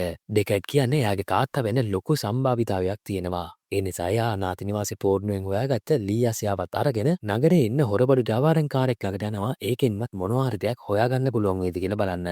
ලියාශ්වාව පරීක්ෂා කරපු ජාවාරම්කාරයා කියනවා මේකේ ගොඩක් විකිරණ තියෙනවා. මේ තරම් විකිරණ තියෙන්න නම් මේක ලාස් වේගාස් වල තිබිච්ච ගහකින් හදපු එකක් වෙන්න ඕනේ. හැබැයි ඒ තියෙන අධික විකිරණශීලී බව නිසා දැන් නම් කවුරුත් ඒ පැත්තේ ජීවත් වෙන්නේ නැහැ කියලා කියනවා. ජාවාරම්කාරයාගෙන් ලැබුණු තොරතුරත් එක්කම කේ ලාස් වේගාස් වලට පිටත් වෙනවා. ලාස් වේගාස් වලට ආපු ගේට දකින්න ලැබෙන්නේ මුළු නගරේම කරා වැටුණු කුණු ගොඩක් බවට පත් වෙලා තියෙනවා කියලා. ඉස්සර කැසිනෝ එකක් විදිහට තිබිච්ච බිල්ඩින් එකක් විතරයි ටිකක් හරි හොඳ මට්ටමක තියෙන්නේ. කේයාගේ ස්පිනර් යානය මේ බිල්ඩින් එක නගන අතර කරලා කැසිනෝ එකට ඇතුම් වෙනවා. මේ අතර ලව් කේව හොයාගෙන කේගේ ගෙදරට ඇවිල්ලා ඉන්න විදිහ අපිට බලා ගන්න පුළුවන් වෙනවා. ගෙදරට ආපු ලව් දකින්නවා මේ වෙද්දි කේ මේ ගෙදරින් පිටත් වෙලා ගිහිල්ලා ඉන්නවා කියලා. එයාට ජෝයිගේ චිප් එකේ ඇන්ටනා එකක් දිය ඇතුලෙන් හොයාගන්න පුළුවන් වෙනවා. ඊට පස්සේ ලව් එන්නේ පොලිස් මූලස්ථානයට. එහෙම ඇවිල්ලා ලුතිනන් ජෝෂිගේ කාමරේට ඇතුල් වෙන ලව් කේ කොහෙද ගියේ කියලා ජෝෂිගෙන් ප්‍රශ්න කරනවා. මේ ප්‍රශ්න කෙදිලට නම් ජෝෂි ඒ තරම් කැමති වෙන්නේ නැහැ. එයා ලව්ට කියනවා රෙප්ලිකන්ට් කෙනෙක්ට මගෙන් ප්‍රශ්න කරන්න බලයක් නැහැ. අනිත් එක මම දන්නවා ડોක්ටර් මාර්ලා ලැබ් එකේ තිබිච්ච අටකරු ටික හොරකම් කරගෙන ගියත් ඔයා කියලා. මට සාක්ෂි හම්බුනකම් මම ඔයාව අත්අඩංගුවට ගන්නවා කියලාත් කියනවා. එතකොටම පීයක් කරගන්න ලව් මේකෙන් නැනලා ජෝෂිව මරලා දානවා. ඊට පස්සේ ජෝෂිගේ පරිගණකයෙන්ම පොලිස් දත්ත පද්ධතියට ඇතුල් වෙලා මේ වෙලාවේ කේ ඉන්නේ කොහෙද කියනත් ලව් ගොයා ගන්නවා. කැසිනෝ එක ඇතුළට ඇතුළු කේ කාමර කීපයක් පරීක්ෂා කරනවා. ඒත් අර කිසිම කෙනෙක් හම්බ වෙන්නේ නැහැ. ඒත් ටික වෙලාවකින් එයා දිහාට බල්ලෙක් ඇවිදන් එන හැටි බලා ගන්න පුළුවන් වෙනවා. ඒත් එක්කම තුවක්කුවක් දික් කරගෙන ඩෙකර්ට් කේගේ ඉස්සරහට එන හැටිත් අපිට බලා ගන්න පුළුවන් වෙනවා. ඩෙකර්ට් අවුරුදු 60ක විතර කෙනෙක්. එයා කේගෙන් අහනවා තමුසේ පොලිස් කාර්යයක් නේද? ඇයි මෙතනට ආවේ කියලා අහනවා. කේ කියනවා මං ඔයාව අත්අඩංගුවට ගන්න නෙවෙයි ආවේ. මං ආවේ ඔයත් එක්ක කතා කරන්න කියලා කියනවා. ඒ ඩෙකර්ට් කේ කියන දේවල් අහන්නේ නැහැ. එයා කේට වෙඩි තියනකොටම බැල්කනියෙන් බිමට පැනලා වෙඩි ප්‍රහාරයෙන් බේරෙන්න කේට පුළුවන් වෙනවා. කේට මේ වෙඩි ප්‍රහාර වලින් බේරෙන්න බැරිම නිසා එයා තුවගෙන යන්නේ මේ කැසිනෝ එකේ තියෙන උත්සව ශාලාවට. හැබැයි මෙතෙන්ටත් එන ඩෙකර්ට් ජෝට පහර දෙන්න පටන් ගන්නවා. ඩෙකර්ට් කේට පහර දුන්නට කේ ඩෙකර්ට්ට පහර දෙන්නේ නැහැ. ඉතින් කොච්චර පහර දුන්නත් මේ මිනිහා යටත් වෙන්නේ නැහැ කියලා තීරණු ඩෙකර්ට් එයාගේ පහර දීම නතර කරලා දානවා. ඊට පස්සේ කේ කියනවා මට ඔයාගෙන් ප්‍රශ්න කීපයකට උත්තර දැනගන්න ඕනේ. ඒ නිසායි මම ඔයාව හොයාගෙන ආවේ. කරුණා කරලා මට මේ ප්‍රශ්න වලට උත්තර දෙන්න. ඊට පස්සේ මම මෙතනින් යන්නම් කියලා කියනවා. කේගෙන් හානියක් නැහැ කියලා තීරණ ඩෙකර්ට් කේව එක්කගෙන කැසිනෝ එකේ බාර් එක තියෙන තැනට ඇවිල්ලා කේ එක්ක කතා කරන්න පටන් ගන්නවා. කේ කෙලින්ම කියන්නේ ඔයා නිසා රෙප්ලිකන්ට් කෙනෙක්ට ළමයෙක් ඉපදුනා කියලා මම දන්නවා. මට එයා ගැන විස්තර කියන්න කියලා කියනවා. මේක අහන ඩෙකර්ට් පුදුම වෙනවා මේ රහස කේ කොහොමද දැනගත්තේ කියලා. ඊට පස්සේ කේ එයාට රේචල් ගැට එකක් ලැබුණු විදිය ඩෙකර්ට්ට හෙලි කරනවා. ඊට පස්සේ අහනවා ඔයාට මේ දරුවව අනාථ නිවාසයට බාර දුන්නේ කියලා. ඩෙකර්ට තේරෙනවා කේයාගේ ළමයා ගැන ගොඩක් දේවල් දන්නවා කියලා. ඉතින් එයා පිළිගන්නවා මම තමයි දරුවව අනාථ නිවාසයට බාර දුන්නේ. ඊට පස්සේ මම මෙහෙට පැනලා ආවා. මම ආයේ කවදාවත් දරුව බලන්න ගියේ නැහැ. මොකද එහෙම වුණොත් මගේ පස්සෙන් පන්නන පොලිස් නිලධාරීන් ඒ දරුවව අල්ලගන්නේ කියලා මම බය වුණා කියලා කියනවා. ඉතින් පරමතේවල් මතක් වෙලා ගොඩක් දුක හිතුණු ඩෙකර්ඩ් එයාගේ කාමරයට ගිහිල්ලා දොර වහගන්නවා. කේට දැන් හොඳටම විශ්වාසයි ඩෙකර්ඩ් තමයි එයාගේ තාත්තා කියලා. හැබැයි කේ එයා තමයි දරුවා කියලා හෙලි කරන්නේ නැහැ. ඩෙකර්ඩ් මෙතනින් ගියාට පස්සේ කේ මේ බාර් එකේ තියෙන දේවල් නිකන් පරීක්ෂා කරන්න පටන් ගන්නවා. මෙතනදී තමයි එයා ළඟ තියෙන ලී ආශ්‍රාව කීම තවත් එක එක පොඩි සත්තුන් යන රූප කීපයක් මේසයක් උඩ තියෙනවා කියලා දකින්න ලැබෙන්නේ. ඒ කියන්නේ එයා ළඟ තියෙන ලී ආශ්‍රාවත් හදලා තියෙන්නේ ඩෙකර්ඩ්ම තමයි. මේ අතරේ අපිට පෙන්වන්නේ ලව් සහ බොලස් කෝපරේෂන් එකේ ආරක්ෂකව විශාල ප්‍රමාණයක් ස්පින යානාවලින් ලාස් වේගාස් නගරයට එන විදිහ. ලව් ලුතිනන්ට් ජෝෂිගේ පරිගණකයට ඇතුළු වුණ නිසා කේ ඉන්න තැන ට්‍රැක් කරගන්න පුළුවන් වෙලා තියෙනවා. ලෞකයානන් ඩෙකට් හැංගිලා ඉන්න කැසිනෝ එක ළඟට ආපු ගමන් ඩෙකට් සවි කරලා තියෙන අනතුරුගේ මේ සංඥා පද්ධතිය වැඩ කරන්න පටන් ගන්නවා. ඉතින් මේ සංඥාව ඇහුණු ඩෙකට් ඉක්මනින්ම දුවලා ඇවිල්ලා බලනකොට තමයි ඈතින් තමන්ගේ පැත්තට යානාවගයක් එනවා කියලා දකින්න පුළුවන් වෙන්නේ. එයා මුලින්ම කේට බනිනවා කේ තමයි ඩෙකට්ව පාවලා දුන්නේ කියලා. ඒත් කේ කියන්නේ මම මෙතනට ආවේ තනියම. අනිත් එක මමත් දැන් බැනලා යන කෙනෙක් කියලා කියනවා. මෙතන යානා ගොඩක් එක සටන් කරන්න තමන්ගාව ආයුධ නැති නිසා ඩෙකට් තීරණය කරනවා මෙතනින් පැනලා යනවා කියලා. ඉතින් එයා පල්ලෙහා තට්ටුවේ තියෙන ස්පින යාරේ ළඟට දුවලා යනකොට කේත් එයාගේ පස්සෙන්ම දුවලා එනවා. මොකද කේටත් මෙතනින් පැනලා යන්න වෙන විදියක් නැහැ. ඩෙකට් එයාගේ ස්පින යානයට ගොඩක් මාසන් වෙනකොටම කේ දකින්නවා ස්පින යානය තියාවට මිසයිලයක් එනවා කියලා. හොඳ වෙලාවට මිසයිලේ කලින් දැක්ක කේ ඩෙකට්ව අල්ලලා නතර කරන්න හදනකොටම ඒ මිසයිලේ ඇවිල්ලා ඩෙකට්ගේ ස්පින යානේ වැදිලා ලොකු පිපිරීමක් සිද්ධ වෙනවා. මේ පිපිරීමේ බරපතලකම නිසාම මේ දෙන්නත් විසි වෙලා ගිහිල්ලා බිත්තිවල වදිනවා. ඒත් එක්කම මෙතෙන් දාපු ලව්ගේ ආරක්ෂකයන් කීප දෙනෙක් ඩෙකට්ට පහර දීලා එයාව ස්පින යානේ දාගෙන මෙතනින් අරගෙන යන්න හදනවා. පිපිරීමේ කම්පනය නිසා කේ ගොඩක් අමාරුවෙන් තමයි බිම වැටිලා ඉන්නේ. ඒ ඩෙකට්ව අරන් යන්න හදනවා කියලා දැක්ක කේ අමාරුවෙන් නැගිටලා ලව්ගේ ආරක්ෂකයන් කීප දෙනෙක්ටම වෙඩි තියලා මරලා දානවා. එතකොටම කේගේ පිටිපස්සෙන් මෙතෙන්ට එන ලව් කේට පහර දීලා බිමට දාන්න සමත් වෙනවා. මේ ලව්ව වොලස් මහත්මයා විශේෂයෙන්ම එයා වෙනුවෙන්ම හදාගත්ත රෙප්ලිකන්ට් කෙනෙක් නිසා ගොඩක් ශක්තිමත් විදියට තමයි හදලා තියෙන්නේ. ඉතින් කේට මේ එල්ල කරන පාරවල් දරා ගන්න අමාරුයි. ඒත් එයා අමාරුවෙන් කීප සැරයක්ම නැගිටින්න හැදුවත් ලව් එල්ල කරන පාරවල් වල ප්‍රබලත්වය නිසාම නැගිට ගන්න බැරුව බිම වැටෙනවා. ඒත් එක්ක මෙයාගේ විනියට දෙකත් සාක්කුවෙන් එළියට බිස් වෙනවා. කේට හොඳ පාඩමක් උගන්වන්න කියලා හිතන ලව් ඒ මිනිහට ඒක ළඟට ගිහිල්ලා ඒක කකුලෙන් පාගලා විනාශ කරලා දානවා. ඊට පස්සේ බිම් වැටලා ඉන්න කේව මරන්න නැතුව ඩෙකට්ව අරගෙන මෙතනින් පිටත් වෙලා යනවා. කේට යාගේ මිනිහට එක කඩපු එක දරා ගන්න ගොඩක් අමාරුයි. මොකද ඒකේ තමයි යාගේ AI පෙම්වතිය ජෝයිගේ චිප් එකක් තිබ්බේ. දැන් චිප් එකත් එක්කම එමිනේටර් එක විනාශ වුණ නිසා ජෝයිව ආයේ කවදාවත් කේට දකින්න ලැබෙන්නේ නැහැ. ඒත් එක්කම දැනුණු දුකත් පහර දීම් වල වේදනාවත් නිසා කේට සිහි නැතුව යනවා.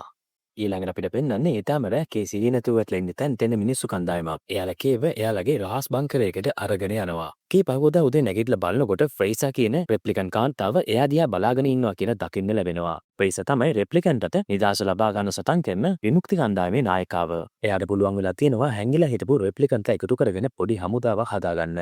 දිගින් දිගටම සටන් කරපු නිසා එයාගේ කෑහකුත් අහිමි වෙලයි තියෙන්නේ. ඒ වගේ මේ ෆ්‍රේසා තමයි කේ සැපර්ග ගෙදරින් හොයාගත්ත ෆොටෝ එකේ නමයා වඩාගෙන හිටපු කාන්තාව. ෆ්‍රේසා කේ ළඟට ඇවිල්ලා කියනවා අපි රෙප්ලිකන්ට්ලගේ විමුක්තිය වෙනුවෙන් අපේ ජීවිත කැප කරලා ඉන්නේ. ඔයාලා අපි නිදහස ලබාගෙන ගෞරවාන්විතව ජීවත් වෙන්න ඕනේ නම් අපිත් එක්ක එකතු වෙන්න.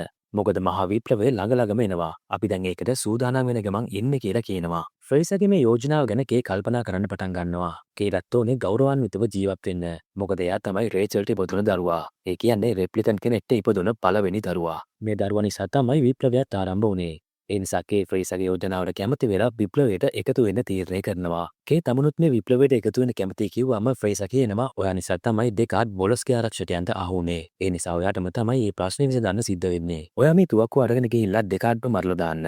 එහෙම නොකරොත් බොලස් ඩෙකාඩ්ට බද දීලා ළමයා ඉන්න තැන දැනගනී කියලා කියනවා. මේක අපම කේ ටික කලබල වෙනවා. මොකද එයාට ලැබුණු සාක්ෂිත් එක්ක එයා තමයි රේචල්ගේ ඩෙකර්ඩ්ගේ දරුවා. ඒත් ෆ්‍රේසා කියන්නේ ඩෙකර්ඩ් දරුවා ගැන හෙළි කරන්න කලින් එයාව මරලා දාන්න කියලා. හරිනම් ෆ්‍රේසා තමන් වගේ විශේෂ කෙනෙක්ව ආරක්ෂා කරගන්න ඕනේ. ඒත් එයා එහෙම කරන්නේ නැතුව තමන්ව තමන්ගේම තාත්තව මරන්න යවන එක ගැන කේ පුදුම වෙනවා. මොකද ඩෙකාඩ් හොයන එක මකර කඩට පනිනවා වගේ භයානක දෙයක්. කේ මේ විදිහට පුදුම වෙලා ඉන්නවා කියලා දැක්ක ෆ්‍රේසා කේට කියනවා මට හිතා ගන්න පුළුවන් ඔයා මොනවද කල්පනා කරන්න කියලා. මම මුලින්ම ඔයාගෙන් සමාව ඉල්ලන්න ඕනේ ඔයාට කරපු දෙයට.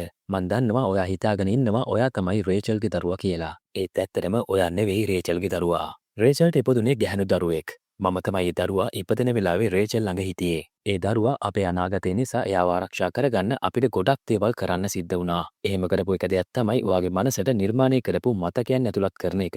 අපි ඒ කරපු දේෙන් වගේ මුළු ලෝකෙම විනාශ වුණා කියලා මට තේරෙනවා. ඒත් ඒකෙන් තව ටික කාලයක් දරුවව හංගන් ඉන්න අපිට පුළුවන් වුණා කියලා කියනවා. කේට ෆ්‍රේසර්ගෙන් දෙය අහලා කතා කරගන්නවත් බැරි තරමේ කම්පනයක් ඇති වෙනවා. එයා හිතාගෙන හිටියේ එයා විශේෂිත කෙනෙක් කියලා. Tamanට කිසිම සම්බන්ධයක් නැති දරුවෙක්ගේ මතකයක් නිසා එයා එයාගේ රස්සාවක් නැති කරගත්තා. ඒ වගේම එයාගේ පෙම්වතියක් නැති වුණා. එයා මේ අයගේ සැලසුමක ඉත්තෙක් විතරයි. ඒ කියන්නේ කවදාවත් දැකලා නැති අය නිසා ජීවිතේ විනාශ කරගත්ත පොලස් කෝපරේෂන් එකෙන් හදපු රෙප්ලිකන්ට් කෙනෙක් විතරයි. ඊළඟට අපිට පෙන්වන්නේ මොලොස් කෝපරේෂන් එකට අරගෙන ඇවිල්ලා ඉන්න ඩෙකාඩ්ව. එයාට පොලොස් මහත්මයා සුවද විදියට කියනවා මට ළමයාව ඕන ඩෙකාඩ්. ඒ ළමයා තමයි මේ ලෝකේ අනාගතය. ඔයා මට එයා ඉන්න තැන කියන්න. මං ඒ ළමයාව ආරක්ෂා කරන්නම් කියලා කියනවා. පොලොස් මහත්මයා හදන්නේ ඩෙකාඩ්ව රවත්තලා දරුවා ඉන්න තැන දැනගෙන දරුවව අල්ලගෙන පරීක්ෂණ කරන්න. ඒත් පොලොස්ගේ බොරු ගැන දන්න ඩෙකාඩ් ළමයා ඉන්න තැන එයා දන්නේ නැහැ කියලා කියනවා. මේ අතර කේ වැස්සේ තෙමි පාරේ ගමන් කරන හැටි අපිට දකින්න පුළුවන් වෙනවා. කේ අවසානයේදී තීරුම් ගන්න තියෙනවා එයා විශේෂිත කෙනෙක් නෙවෙයි කියලා. ෆ්‍රේසර්ගේ කරුණු පැහැදිලි කිරීමත් එක්ක එයා තීරණය කරලා තියෙනවා සියලුම රෙප්ලිකන්ට්ලගේ විමුක්තිය වෙනුවෙන් ෆ්‍රේසර්ගේ විමුක්තිය හංගාවට බැඳෙන්න. ඒ නිසා ඩෙකාඩ්ව තොරතුරු හෙලි කරන්න කලින් මරණ වැඩෙත් එයා බාර අරගෙන තියෙනවා. ඒත් එක්කම තමයි එයාට තොරතුරක් ලැබෙන්නේ ලව්යාගේ කණ්ඩායමකුත් එක්ක ඩෙකාඩ්ව ලොස් ඇන්ජලිස් වලට අරගෙන යනවා කියලා. ඉතින් කේ ස්පිනා යානයකින් මේ ලව්ගේ පස්සෙන් බන්නන්න පටන් ගන්නවා. ලව් ඩෙකාඩ්ට මාංචු දෙකක් දාලා ලොස් ඇන්ජලිස් නගරයට අරගෙන යන ගමන් තමයි ඉන්නේ. ලව්ට ඕන වෙලා තියෙන්නේ ලොස් ඇන්ජලිස් වලට ඩෙකාඩ් අරගෙන ඇවිල්ලා වද තියලා රේචල්ගේ දරුවා ඉන්න තැන හෙලි කරවන්න. හැබැයි ලොස් ඇන්ජලිස් නගර සීමාවට එනකොටම පස්සෙන් ආපු කේ එයාගේ යානයේ තියෙන මිසයිල් සාතුවක්කු පාවිච්චි කරලා ඩෙකාඩ් සහ ලව් අරගෙන යන යානයට ආරක්ෂාව සපයන යානා කීපයක් විනාශ කරලා දානවා. ඊට පස්සේ එයා එක දිගටම කරන වෙඩි තැබීම් නිසා ලව්ගේ යාලේ පයිලට්ට දෙන්නගෙන් එක්කෙනෙක් මරණයට පත් වෙනවා. ඒ නිසා යානේ පාලනය කරගන්න බැරුව ලොස් ඇන්ජලිස් වෙරළට ආසන්නයෙන් නොගමුරු මුහුදට මේ යානය කඩාගෙන වැටෙනවා. ලව්යාගේ පයිලට්ට මේ යානේ නැවත පියාසර කරවන්න කියලා කිව්වත් මුහුදට වැටෙනකොට සිද්ධ වුණ දෝෂයක් නිසා යානේ එන්ජින් පද්ධතිය පණ ගන්නවන්න බැරි වෙනවා. ඒත් එක්කම කේගේ යානයත් පෙරළට ගොඩ බැස්සා කියලා දැක්ක ලව් යානේ දොර අරගෙන එළියට එන්න හදනවා. කේ යාගේ යානය බෙර්ලින් අතර කරලා ෆ්‍රේසර් දුන්න තුවක්කුවෙන් එක දිගටම ලව්ට වෙඩි තියලා එයාව මරලා දාන්න උත්සාහ කරනවා. ඒත් ලව් ඉක්මනින් යානය ඇතුළේ හැංගෙන නිසා එයාට කේගේ උණ්ඩ වලින් හානියක් සිද්ධ වෙන්නේ නැහැ. දෙකාට්ට මාංචු දාලා තියෙන නිසා එයාටත් යානෙන් එළියට පැන ගන්න බෑ. ටිකෙන් ටික යානේත් ලඟුන කේ එකපාරටම හැංගිලා ඉන්න ලව්ගේ ඔළුවටම වෙඩි තියලා දානවා. ඒත් එකම ලව්ත් කේගේ බඩට වෙලිල්ලක් තියෙනවා. හැබැයි මේ වෙඩි ප්‍රහාර නිසා දෙන්නම මැරෙන්නේ නැහැ. ඒත් දෙන්නගම ඒකෙන් හොඳටම තුවාල වෙලා ලේ ගලන්න පටන් ගන්නවා. තවත් යානය ඇතුළේ බලන් හිටියොත් එයාව කේ මරයි කියලා තේරුම් ගන්න ලව් ඉක්මනින්ම යානෙන් එළියට ඇවිල්ලා කේත් එක්ක ගහ ගන්න පටන් ගන්නවා. මොලස් කෝපරේෂන් එකෙන් හදපු විශේෂ මොඩල් එකක් නිසා ලව් කේට වඩා සටන් කරන්න දක්ෂයි. ඒ නිසා ලව් එක දිගටම කේට පාර දෙනවා. ඒ වගේම ලව් එයා ළඟ තිබුණ පිහියක් අරගෙන ඒකෙන් කේට කීප වතාවක්ම අනින්න උත්සාහ කරනවා. ඒත් කේට ඒ පිහිය තියෙන අත අල්ල ගන්න පුළුවන් වුණත් ඉක්මනින් පියාට්ටු කරන ලව් අනිත් අතින් තවත් පිහියක් අරගෙන ඒකෙන් කේගේ බඩ රැනලා දානවා. ඊට පස්සේ කේව මුහුදු වෙරළේ මැරෙන්න අතහැරලා ලව් ඉක්මනින්ම ඩෙකාඩ්ව යානෙන් එළියට ගන්න කියලා හිතාගෙන ඩෙකාඩ් ගාවට එනවා. මොකද බොලොස් මහත්මයාට ඩෙකාඩ්ගේ ළඟ තියෙන තොරතුරු කොටක් පටිනවා. මොකද එයාලා දන්නවා ඩෙකාඩ් නැතුව දරුවා ගැන තොරතුරු හොයාගන්න බෑ කියලා. දැන් යානෙට හොඳටම වතුර පිරලයි තියෙන්නේ. ඩෙකාඩ් හුස්ම ගන්න තව පොඩි හිටක් විතරයි ඉතුරුලා තියෙන්නේ. ලව්ට යානේ ඇතුළට එන්න වෙන්නෙත් පීනගෙන. එහෙම ආපු ලව් ඩෙකාඩ් ළඟට ගිහින් බය වෙන්න එපා. මම දැම්ම උඹට මැරෙන්න දෙන්නේ නැහැ කියලා කියනවා. ඒත් එක්කම වතුර ඇටින් පීනගෙන ආපු කේ ලව්ගේ බෙල්ල මිරිකගෙන එයාව මරන්න උත්සාහ කරනවා. ඒත් ලව් මැරුණේ නැති නිසා ඊළඟට කේ කරන්නේ ලව්ව වතුර ඇතුලේ ගිල්ලගෙන හුස්ම ගන්න බැරි කරන එක. ලව් ගොඩක් උත්සාහ කරනවා කේගෙන් බේරෙන්න. ඒත් කේ අතාරින්න නැතුවම ලව්ව වතුරට තද කරගෙන ඉන්නවා. ඉතින් ටිකක් වෙලා මේ විදිහට අල්ලගෙන හිටියාම ලව්ට හුස්ම ගන්න බැරි වෙලා මරණයට පත් වෙනවා. ඊට පස්සේ ඉක්මනින් ඩෙකාඩ් ළඟට යන කේ එයාගේ මාංචු කඩලා දාලා එතනින් දෙන්නත් එක්කම බීනගෙන බෙරළට ගමන් කරනවා. ආරක්ෂිතව මුහුදු වෙරළට ආපු ඩෙකාඩ් අමාරුවෙන් හුස්ම ගන්න ගමන් කේගෙන් අහනවා ඇයි ඔයා මාව බේරගත්තේ කියලා. කොහොමත් ෆ්‍රේසර්ත් කිව්වේ ඩෙකාඩ්ව මරලා දාන්න කියලා. කේ ටික වෙලාවක් නිහඬව ඉන්නවා. ඊට පස්සේ එයා කියනවා මම පොඩි කාලෙකට හිතාගෙන හිටියා මම තමයි රේචල්ගේ දරුවා කියලා. ඒත් ඒක බොරුවක්. ෆ්‍රේසර් කිව්වා රේචල්ට ඉපදුනේ ගැහැණු ළමයෙක් කියලා. මගේ මතකයන් සියරම ඇතුළත් කරපු ඒවා. හැබැයි ඒ ටික කාලෙදී මං ගොඩක් සන්තෝෂෙන් හිටියා මට පවුලක් තියෙනවා කියලා. ඔයා වගේ දරුවගේ ආරක්ෂාව වෙනුවෙන් අවුරුදු 30ක්ම හැංගිලා ජීවත් වුණා. ඔයා කවදාවත්ම දැකලවත් දන්නේවත් නැහැ ඒ දරුවා කවුද දැන් කොහෙද ඉන්නේ කියලා. මං හිතන්නේ මං දන්නවාගේ දුව කවුද කියලා. ඔයාට එයාව එක දවසක් හරි දකින්න ආස ඇති කියලා හිතුන නිසා තමයි ඔයාව මරන්න නැතුව බේරගත්තේ කියලා කියනවා. ඊට පස්සේ කේ ඩෙකාඩ් බ්‍රිස්පිනේ යානේ නංවගෙන මෙතනින් පිටත්වලා යනවා. කේ ඩෙකාඩ් එක්කගෙන එන්නේ කලින් ආපු ඩොක්ටර් ඇනාගේ මතක නිර්මාණය කරන ගෙදරට. එහෙම ඇවිත් යා ඩෙකාඩ්ට කියනවා ඩොක්ටර් ඇනා තමයි ඔයාගේ දුව. මේ ලී අසයා යාට දෙන්න. මේක යාගේ මතකයන් කියලා කියනවා. ඊට පස්සේ දෙකක් දොර අරගෙන ඩොක්ටර් ඇනාගේ ගෙදරට ඇතුල් වෙනවා. හැබැයි කේ ඇනා හම්බෙන්නේ යන්නේ නැහැ. එයා ගෙදරට යන පඩිපෙළේ ඉඳගෙන මතක් කරන්න පටන් ගන්නවා එයා කොහොමද ඇනා තමා රේචල්ගේ දුව කියලා හොයාගත්තේ කියලා. කේ එයා නෙමෙයි රේචල්ට ඉපදුණු දරුවා කියලා දැනගත්ත වෙලාවෙ ඉඳලා කල්පනා කරලා තියෙනවා එයා නෙවෙයි නම් දරුවා කවුරු වෙන්නේ නැද්ද කියලා. එතකොට යාර කාරණා කීපයක් මතක් වෙලා තියෙනවා. කී පොලිස් DNA වාර්තා පරීක්ෂා කරද්දී දැක්කා 2021 ඔක්තෝබර් 6 වෙනිදා දරුවෝ දෙන්නෙක් ඉපදුනා කියලා. එක දරුවෙක් පිරිමි දරුවෙක් අනිත් කෙනා ගැහැණු දරුවෙක්. හැබැයි දෙන්නගෙම DNA සර්ව සම විදිහට තමයි තිබුණේ. ඒ කියන්නේ ඒ DNA වාර්තා දෙකම එකම දරුවෙකින් අරගත්ත ඒවා. මොකද සර්ව සම DNA මේ ලෝකෙත් තියෙන්න පුළුවන් කමක් නැහැ. වාර්තාවල තියෙන්නේ ගැහැණු ළමයා අනාථාගාරයේදී මැරිලා කියලා. ඒත් ඇත්තට මේ ගැහැණු දරුවා මැරිලා නැත්නම් ඒක බොරු වාර්තාවක් වෙන්න පුළුවන්. ඒ බොරු තොරතුරු පොලිස් වාර්තාවලට ඇතුළත් කරන්නේ නැත්තේ ගැහැණු ළමයා ගැන කවුරු හරි හෙව්වොත් එයා මැරුණු කෙනෙක් විදිහට පෙන්වන්න. ඒක දරුවව ලෝකයෙන් අංග ගන්න රෙප්ලිකන් විමුක්ති හමුදාව කරපු උපක්‍රමයක්. ඉතින් මේ වගේම කේ කලින් වතාවේ ඩොක්ටර් ඇනා ළඟට ආපු අවස්ථාවේ කේගේ මතකයන් දැකලා ඇනා අඬන්න පටන් ගත්තා වාලට මතක ඇති. කේ සිද්ධියේ ඒ වෙලාවේ ඒ තරම් හිතුවේ නැහැ. ඇත්තටම ඇනා අඬන්න පටන් ගත්තේ එයාගේ පොඩි කාලේ මතකයන් කේගේ මනසෙන් දැකපු නිසා කියලා කේට තේරිලා තියෙනවා. ඒ වගේම මතකයන් නිර්මාණය කරන්න හැකියාවක් තියෙන්නේ ඇනාටම විතරයි. ඉතින් මේ දේවල් ගැන හිතුවම කේට තේරුම් ගන්න තියෙනවා ඇනා තමයි රේචල්ගේ දුව කියලා. ඉතින් මෙහෙම කල්පනා කරන කේ එයාට සිද්ධ වුණු තුවාලවල අමාරුව නිසාම එයාගේ ඇස් දෙක පියා ගන්නවා. ඒත් එක්කම මේ චිත්‍රපටියත් මෙතනින් අවසන් වෙනවා. කතාව අවසානයේදී අපිට ඇත්තටම හිතා ගන්න බෑ කේ එයාට සිද්ධ වුණු තුවාල නිසා මරණයටපත් වුණාද කියලා. ඒක දැනගන්න පුළුවන් වෙන්නේ ඊළඟ චිත්‍රපටයෙන් තමයි. ඉතින් ඔයාට මොකද්ද හිතෙන්නේ? තුවාල නිසා කේ මැරෙන්නේ නැත්ද? කේ සැක කරන විදිහට ඩොක්ටර් ඇනාද රේචල්ගේ දුව? ඔයාගේ අදහස කමෙන්ට් එකකින් සටහන් කරන්න අමතක කරන්න එපා. ඒ වගේම සබ්ස්ක්‍රයිබර්ස් 5000ට යන ගමනට අපිත් එක්ක එකතු වෙන්න කියලාත් මං ඔයාගෙන් ඉල්ලා සිටිනවා. එහෙමනම් අපි ඊළඟ ෆිල්ම් එකෙන් හම්බ වෙමු. මේ ෆිල්ම් සිංහලෙන්